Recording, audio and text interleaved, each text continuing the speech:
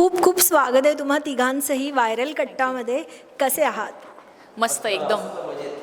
काय सांगाल, नवीन गाणं घेऊन येत आहे, खरं तर कशी प्रोसेस होती आणि किती एन्जॉय केलं शूट करताना? अहो ताई, ही वाजता तुम्ही सांगत. अरे बापरे, मला तर गैर आनंद शे भो, गैर आनंद शे. काय सांगू तुमले भाऊसन, पहिलाच डायरेक्ट इथली मजा ही लागणी, इथली मजा ही लागणी. उत्कर्ष सर खानदेश मा, अरे बाप, गैरी भारी गोष्ट होई डायरेक्ट इथली मजा होणी शूटले. काय सांगू तुमले. आणि गाणं, अरे बाप रे बाप, एवढा मोठा मोठा स्टेजवर आपले परफॉर्मन्स करण भेटणार सरसमुळे गैरी गर्वानी गोष्ट होई की. आणि सगळ्यात मोठी गोष्ट म्हणजे खानदेशमा एवढा मोठा कलाकार आहे ना, म्हणजे जोकनी बात नव्हती भाऊ आपला सांगे. आज पहिलाच सावा खानदेशी गाण्यावर एवढा मोठा ॲक्टर काम कर राहना, हा ही लई मोठी गोष्ट होई गी आमनासाठी आणि आपला खानदेशसाठी सुद्धा. म्हणजे हिस्ट्रीमा एक कुठेतरी नाव लागी गे. शिंदेशाहीमधला हिरा माणूस उत्कर्ष सर यासनी स्वतः गाणामा लीड ॲक्टर म्हणीसन काम करेले, ते बी मनासोबत. मी तर डायरेक्ट म्हणजे मी अजून बी सपन माझे, मला असं वाटतं ना सपनच फिरताना मला, मी अजून बी सपन माझे. पण खरोखर त्यासनी काम करीसन खरंच आपला गाणाले चार चांद लाई देतात आणि आपला खानदेशन नाव कुठेतरी वरता लेवलले लई घ्यात आणि चांगला चांगला मोठा मोठा स्टेजवर माले लई घ्यात. त्यामुळे त्यांचं मनपाईन धन्यवाद करस मी. आणि ताईनं सुद्धा, ताईनं तर विषय हार्ड आहे, पहिल्यापासून मला सपोर्ट आहे. असं कर रे, तसं कर रे, इकडे जाय रे, तिकडे जाय रे, पहिल्यापासून आहे.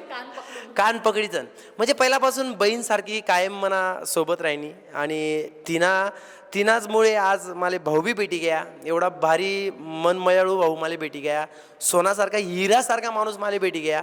तर हाही मनासाठी खरंच गैरी मोठी बात होई. आणि आपला खानदेशसाठी सुद्धा भाऊसोन असा माणसं भेटणं आणि जपणं हाही आपला हातमाशे.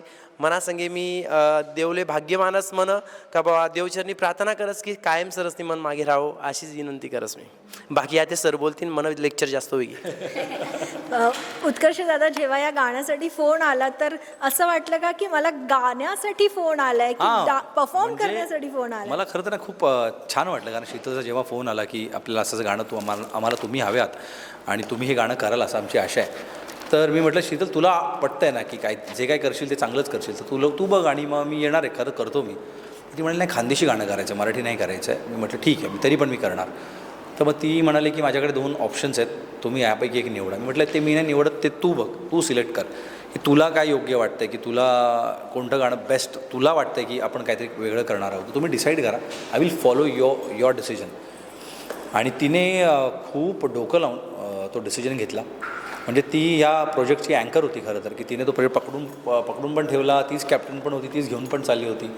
मी फक्त प्रवास केला या गाण्यामध्ये आणि तिच्यामुळे हा प्रवास इतका सुंदर झाला आहे की मला विनोदसारखा भाऊ भेटला आहे आणि संतोष, पंकज, गोकुळ भाऊ तर माझे मित्रच आहेत खास, आणि समीरसारखा भाऊ भेटला आणि संध्या जिने गाणं गायले ती आहे. अशा असंख्य मोठ्या मोठ्या कलाकारांबरोबर मला नवीन काहीतरी करण्याची संधी मिळाली आहे.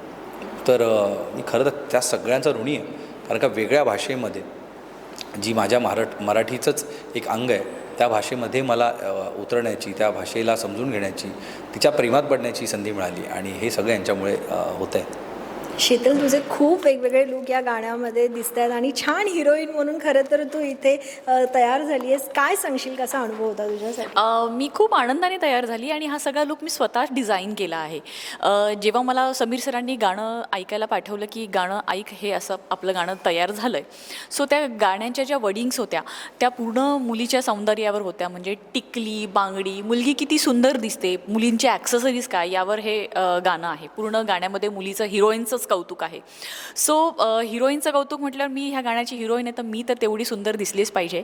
सो ह्या गाण्यावर मी फार जास्त काही वर्कआउट केलं नाही. माझ्या कबर्डमध्ये मला जे काय मिळेल त्यावर जे मला डिझाईन करता आलं, जसं मी शॉर्ट साडी घातली आहे, स्पोर्ट शूज घातले आणि हेवी ज्वेलरी घातली आहे. सो हे सगळं डिझाईन करताना मला खूप आनंद झाला, कारण गाणं इतकं सुंदर होतं. त्यामुळे मी काय करू आणि काय नाही असं झालं होतं मला. सो जेवढं सुंदर गाणं आहे तेवढी सुंदर मी दिसली पाहिजे आणि मी दिसण्याचा तसा थोडा प्रयत्न केला आहे. नक्कीच तू छान दिसली आहे. पण इथे एकीकडे ना संजू राठोडचं लाल बांगडी गाणं सुरू आहे आणि ते ऑलरेडी व्हायरल होतं आहे. आता त्यामागे तुमचंही गाणं ट्रेंडिंगला सुरू झालं आहे. पण गाण्यावरती प्रेक्षक दोन्ही गाण्यांवरती प्रेम करणार, पण जेव्हा कंपॅरिझन होतं तेव्हा कलाकार म्हणून काय वाटतं? खूप छान वाटतं ॲक्च्युली. आमचं कंपॅरिझन होतं आहे तर चांगलं वाटतं आहे आम्हाला.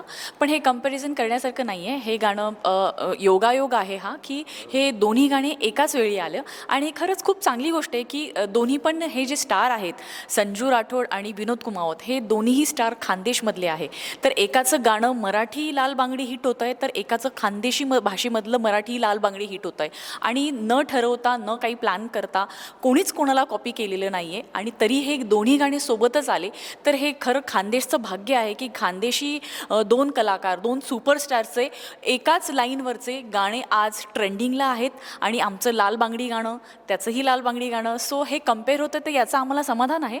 पण हे कोणीच कोणाला कॉपी केलेलं नाही आहे. खरं बघायला तर आमच्या गाण्याचं प्रोसेस 2 महिने आधीच चालू होतं. 2 महिन्याआधी आमचं गाणं ऑडिओ रेडी होता आणि तो ऑडिओ प्लॅटफॉर्मवर होता. पण इंस्टाग्रामला त्याच्या रील्स पण तयार आहे. म्हणजे तुम्ही जाऊन बघाल ना, तर ऑलरेडी त्यावर रील्स झाल्या आहेत 2 महिन्याआधी. फक्त इतकंच आहे का गाणं शूट करून आम्ही आत्ता रिलीज केलं आहे. बाकी कॉपी कोणाला कोणी केलेलं नाही. आणि दोन्ही गाणे ट्रेंडिंगला आहे. सो खूप हॅपी आहे मी. खूप छान वाटतं आहे हे सगळं बघून आणि हे सगळं ऐकून की अरे बापरे, आमचं गाणं किती महाराष्ट्राने डोक्यावर घेतलं आहे आणि इतक्या रील्स बनत आहे आणि सध्या आमचं गाणं ट्रेंडिंगला सुद्धा आहे. काय बोलायचं? हां, मी तर तेच म्हणेन की दोन्ही गाणी, नाव जरी एकाचं बांगडी असेल, एकाचं लाल बांगडी असेल, तर हा योगायोग आहे खरं तर. कारण का 2 महिन्यापूर्वीच ऑडिओ ह्याचा रिलीज झाला होता. आणि शूट आम्ही जेव्हा केलं तेव्हा फक्त रिलीज डेट ह्यासाठी, म्हणजे होळीमध्ये जेव्हा मी कलाकार आपले रंगकर्मी होळीमध्ये परफॉर्म केलं होतं तेव्हाच ठरलं होतं की हे गाणं आपण सोनीवरती कोलॅबरेट करणार आहोत. आणि ह्या सगळ्या प्रोसेसमध्ये तारखा असतात. त्याच्यामुळे रिलीजची डेट पुढे मागे होत होती.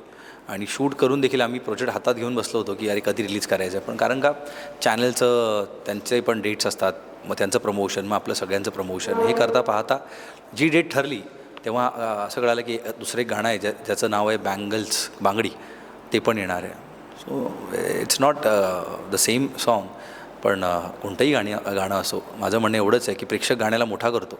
कुठलंही गाणं असेल ते, मग ते शांताबाई असो किंवा मग ते नटीनं मारली मिठी असो किंवा कुठलीही बाई असो, जे प्रेक्षकांना आवडतं ते प्रेक्षक, कारण का गायक किंवा कलाकार काम नीट करतो, हिट करायचं काम प्रेक्षकांचं असतं. तर प्रेक्षक डोक्यावर घेतात, ह्यातच खूप आहे.